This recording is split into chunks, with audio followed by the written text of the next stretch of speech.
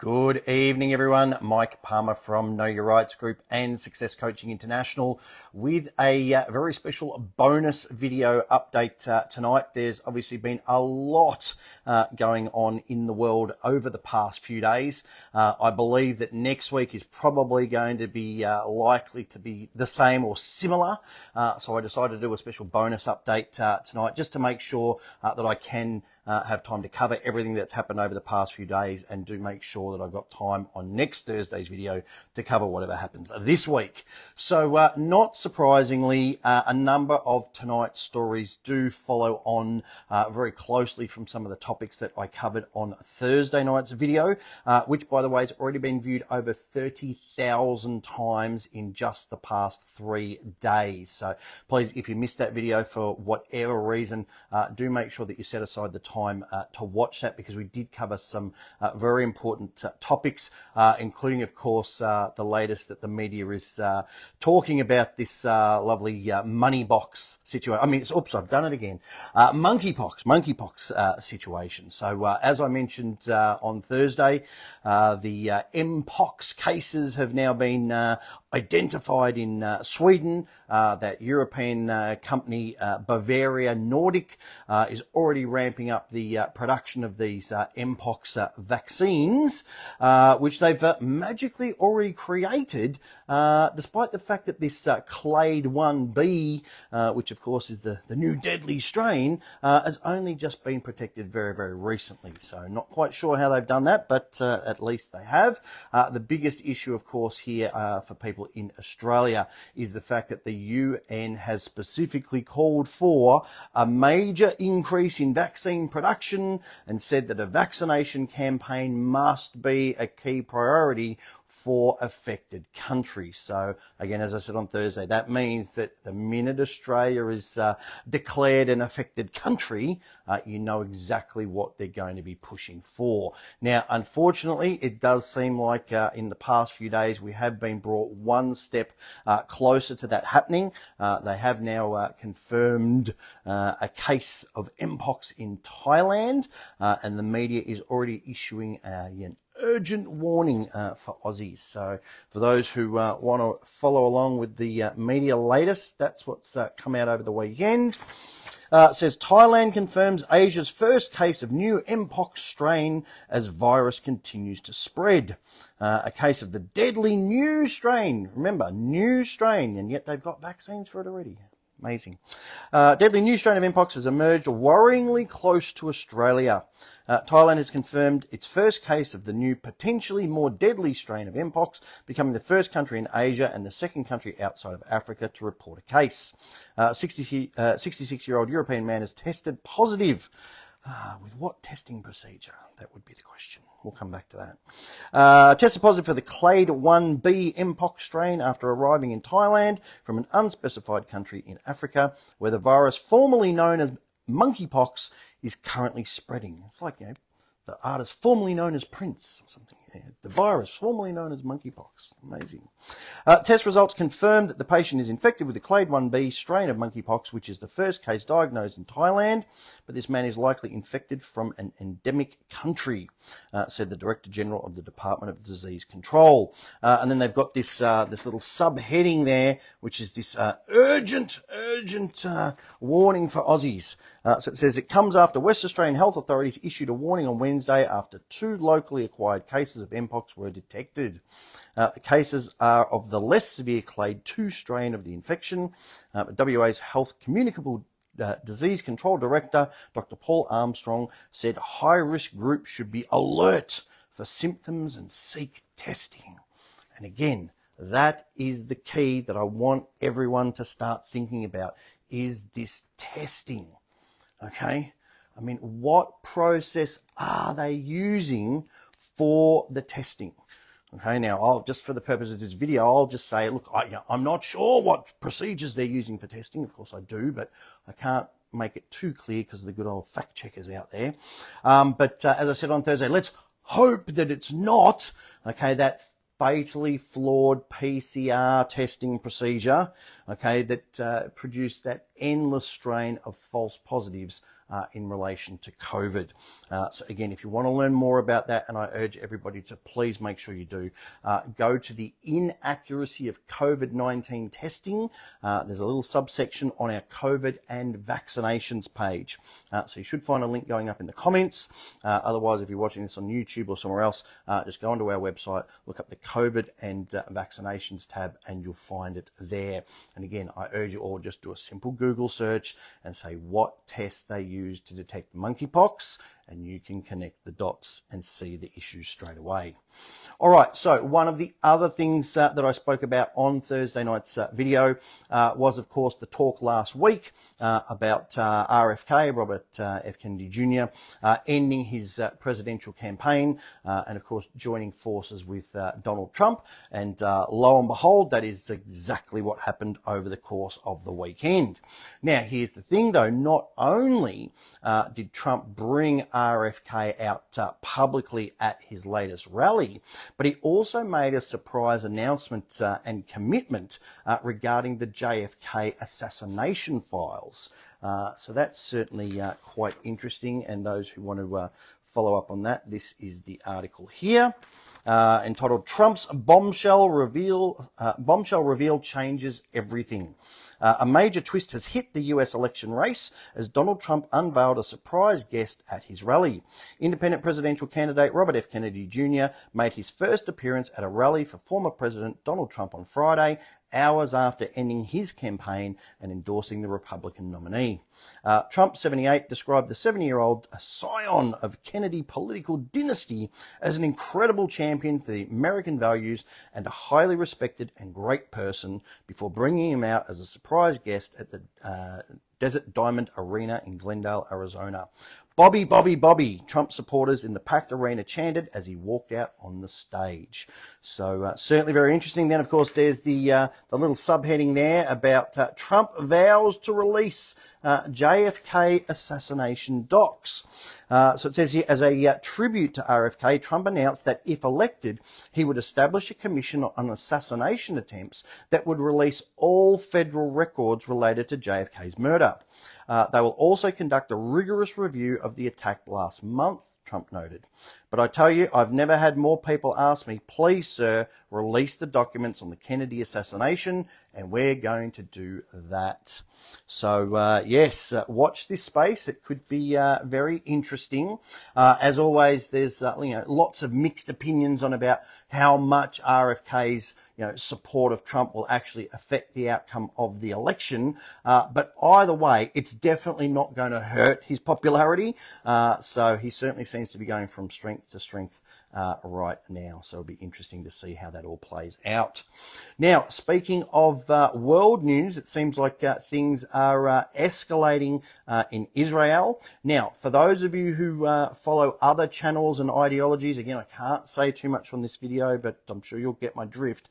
You'll no doubt be aware of the concept that the beginning of the end starts with Israel. So this latest news could end up being very important. So this is the article, or at least a short passage of it for those who want to follow along. It says Hezbollah launches a wide-scale attack against Israel. A Lebanese militant group has launched a large-scale attack involving rockets and drones on Israel. Lebanese militant group Hezbollah has carried out a large-scale attack with rockets and drones on Israeli positions in an initial response, so more to come, to a top commander's killing. But fears of full-blown conflict grew after Iran and Hezbollah vowed revenge for the killing last month, blamed on Israel of Hamas leader Ismail Haniyeh in Tehran and an Israeli strike that killed Fouad Shukur, a top Hezbollah commander in South Beirut. The first phase has ended with total success, the group said. So again, clearly indicating there's more to come. Adding that this phase sought to target Israeli barracks and positions to facilitate the passage of attack drones towards targets deep inside Israel. It comes as Israel launched what it called preemptive strikes against the group. The military also warned Israelis to expect incoming missiles and drones launched by Hezbollah, with the government declaring a 48-hour state of emergency. So, yeah, things are definitely heating up there. Now, obviously, it's no cause for alarm, but again, a little extra preparedness certainly wouldn't go astray. And again, I talked about that on Thursday. All right, so we go from world news to some important news right back here in Australia. And as if business wasn't tough enough already right now, as of tomorrow, it's about to get even tougher because the right to disconnect laws come into effect. Now, if you don't know about these, I urge you, please, whether you're an employee or an employer, read this article and make sure you are aware of what this all means. Now, this one's a little bit longer, but again, it is very important, so do bear with me. This one's entitled Massive Change for Australian Workers as Right to Disconnect Laws Loom. From tomorrow, new work laws will kick in across the country that will have a massive impact on Aussie workers, but not everyone is happy. Have you ever had your boss call you demanding answers to a work-related matter that could have definitely waited until Monday? Or maybe you've received multiple emails outside of work hours, and when you didn't respond, your boss has then followed up with text messages. Well, from Monday, Aussie workers across the country will legally have the right to ignore those pesky calls, texts, and emails. From August 26, staff working at a business with 15 or more employees will officially have the right to disconnect outside of work hours. These rules will also apply to small businesses from August 26 next year, 2025. This means employees will have the right to refuse contact outside of their working hours, along with the right to refuse to monitor, read, or respond to contact from an employer or third party. This is all within reason, of course, and there are several factors that need to be considered before turning your phone to do not disturb or muting all emails from your boss. Things such as the reason for the contact, how the contact is made, and how disruptive it is to the employee and their personal circumstances, such as family or caring responsibilities. Another factor is whether the worker is being compensated or paid extra to be available, to be contacted to perform work within a specific period, or for working additional hours outside of their ordinary work. The nature of the employee's role and their level of responsibility within the business also needs to be considered when determining if their refusal is reasonable. I mean, it's just a legal minefield. Any disputes about an employee's right to disconnect that can't be resolved at a workplace level can then be referred to the Fair Work Commission. I mean, seriously. From there, the Commission can make a stop order, deal with the dispute in another way, such as holding a conference to try and reach a resolution, or it can do both of these things. All because someone called someone, sent a text, sent an email out of hours? Really? It appears that many employees are viewing this change as a positive step, particularly with the shift away from the hustle mentality culture we've seen in recent years and the increased focus on having a healthy work-life balance. Now, absolutely. I mean, I'm a success coach, so, one of the things that I teach my clients all the time is the importance of having a healthy work-life balance. But we've got to keep things in perspective and keep things, based in reality as well. While many workers are feeling positive about the change, employers have expressed some hesitancy about the change. The survey revealed that for Australian employers, one of their big concerns is around the difficulty to enforce such rules, followed by the impact on work culture, productivity, and collaboration. So then there's a little subheading that talks about the clear divide with response to the new law. And it says, while many Australians are excited at the prospect of not feeling pressured to answer their boss's 6 p.m. call or worry they'll be penalised for not immediately responding to emails that roll in after they clock off, it seems that there are some that really aren't happy about the change. When the change was first included as an amendment in the federal government's Closing Loopholes bill, it sparked a huge response and exposed a pretty clear generational divide. A quick look on social media showed a significant number of people in the baby boomer generation slamming the move. Accusations of younger workers being lazy were thrown around, along with claims the changes would make it even more difficult for businesses to run properly. You think? Why would you bother having a business and employing people? Too many rules, too much unionism, too many lazy workers who want money for nothing. May as well work solo one social media user said. Another claim the changes showed Australia was on the road to ruin, adding they were making it more difficult for small businesses to employ people, get rid of this dangerous clown show. There's a good idea. Someone else branded the laws as unnecessary because your boss can only annoy you after hours if you let them. This was a sentiment echoed by Flight Centre Chief Executive Graham Turner. From our point of view, I can't see why people can't disconnect if they want to anyway. All they have to do is switch their phone off or switch the laptop off. Adding at the time that the proposed changes were overkill. I suppose it depends on what your position is. If you're a senior executive, you have to accept calls, and you certainly would not get a promotion to that sort of level if you didn't. My gut feeling is that it's a total overreaction to something that's not really an issue. So, yes, there you have it. That's what's coming in. Now, as I've said many times on these videos before, I don't have a crystal ball, but I do have a brain, and I can use it to make an educated guess, and I can see this causing way more problems than it actually solves. I mean, the Fair Work Commission is going to get absolutely inundated with complaints and cases that they've got to try and deal with. Business owners are going to see their workload increase even further with no actual benefit for it. And then when it kicks in for small businesses, those with 15 employees or less next year, it's going to become even harder for small businesses to actually even keep operating. I mean, what a huge mess. So please, if you're a business owner or you know someone who's, make sure that you are aware of these changes. Now, speaking of how tough things are for small businesses, it seems like some small business owners are finally starting to wake up to how much these tap and go technologies are actually costing them, as one mechanic from Queensland revealed. So this was a very interesting article, and again, I'm sure many business owners out there can relate to this. It says, mechanic reveals brutal cost of cashless change, $4,000 to $5,000 a year. A sign at a popular Aussie mechanic shop has revealed exactly how much paying by card can cost. Most Aussies are now opting for cashless payments, and it can put an expensive burden on small businesses.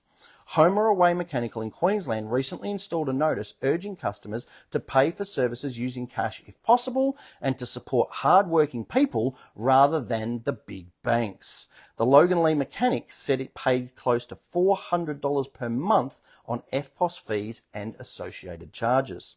We're just sick of the bank fees. We pay between $4,000 and $5,000 a year in fees for the EFTPOS machine to hire it and a percentage on every transaction, owner Michelle Guilford told Yahoo Finance. As well as everything else going up in price, it's just ridiculous. We decided to put the sign up, and it's been a great success. An Aussie cafe put up a similar sign for its customers and claimed a week's worth of card surcharges amounted to a staff member's daily wage. For Guilford, she said the monthly cost was equal to an apprentice's wage for a 3-day week. Guilford estimated 60% of customers pay by credit card, 20% by cash, and 20% by buy now, pay later services like Afterpay. But she said the number of cash transactions had increased since the sign was installed. Then there's this key subheading again, and this is what people need to understand, okay? That's what it costs, $1 billion.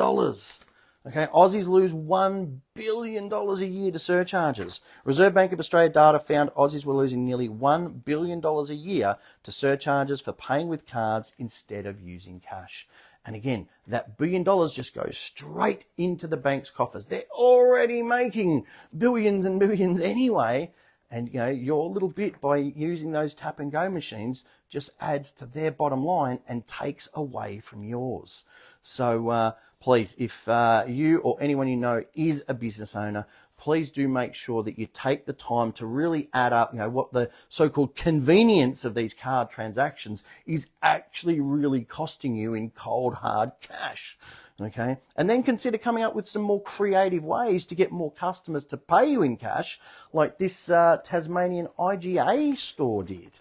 So this is an interesting article, and I've read out similar articles from other businesses as well, but this is just another great example. Southern Tasmanian IGA store offers 5% discount to people paying with cash. Richmond IGA owner Costa Sordzitz said the discount is designed to encourage locals to keep using cash and to help elderly customers and those who don't use bank cards. When you take into account all the bank fees and the transaction fees, small businesses just don't get to see much of the cash, he said. You pay $50 by card. By the time you do it 10, 15 transactions, there's not much left at all with all the fees and surcharges.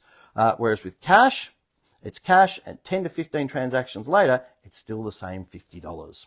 Before the discount was introduced nearly 2 years ago, he said around 80% of customers were paying by card and 20% by cash. The discount has shifted those numbers slightly to around 70% card and 30% cash.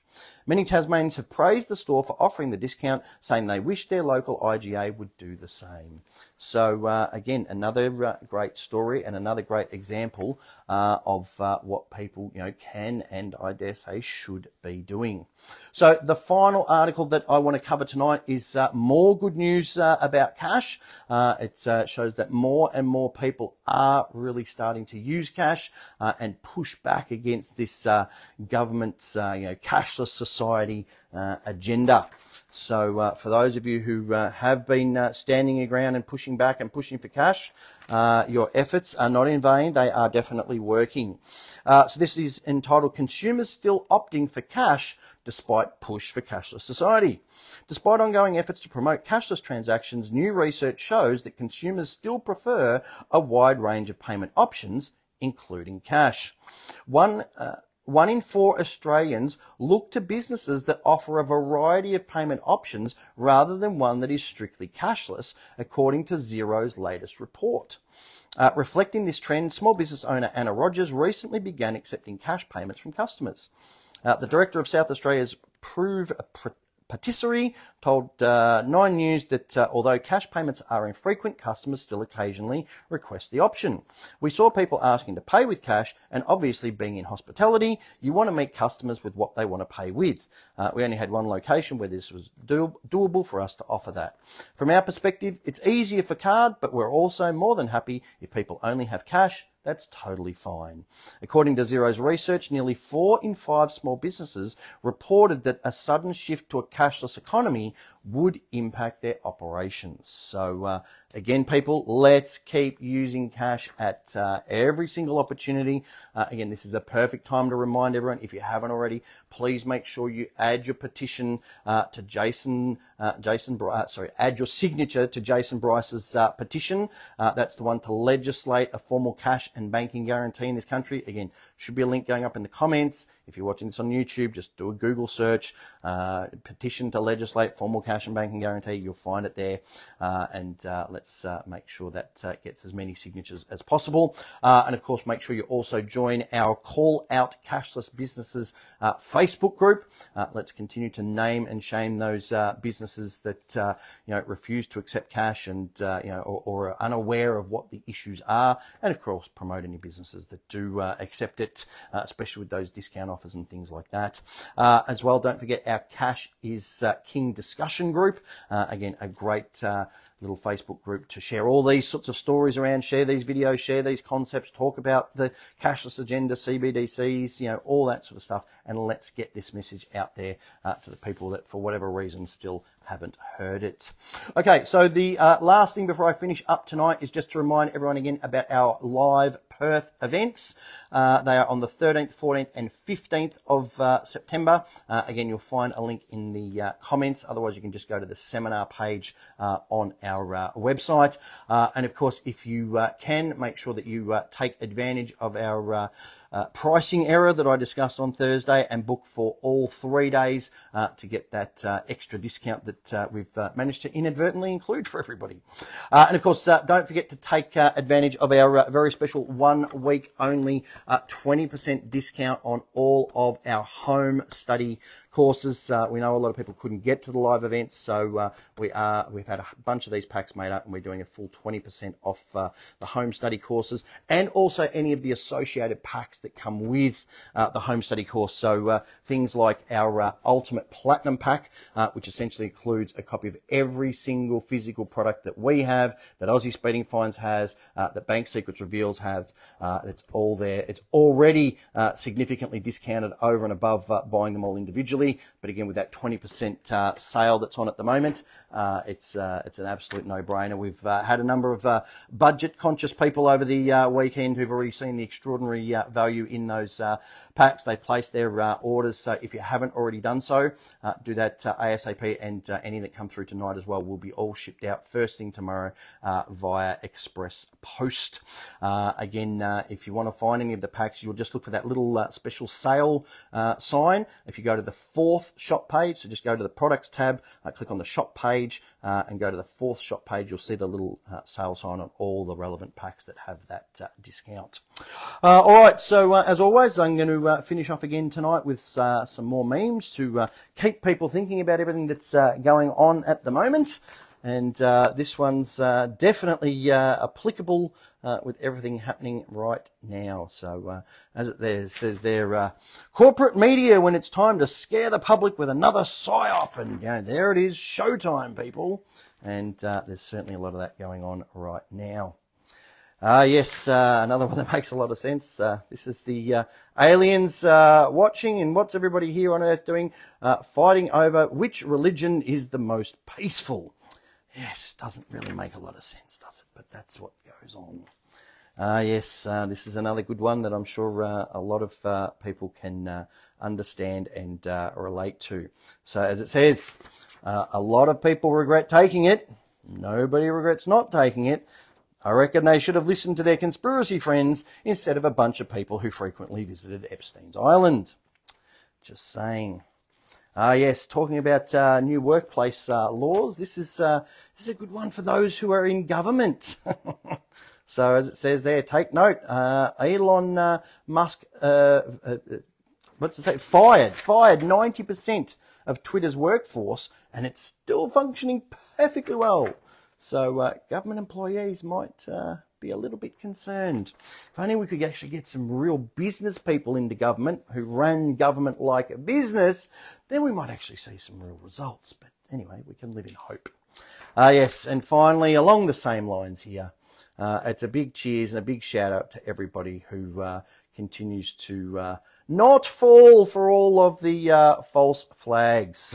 As it says, we are awake and we will no longer fall for the government and mainstream media propaganda. So let's keep standing our ground.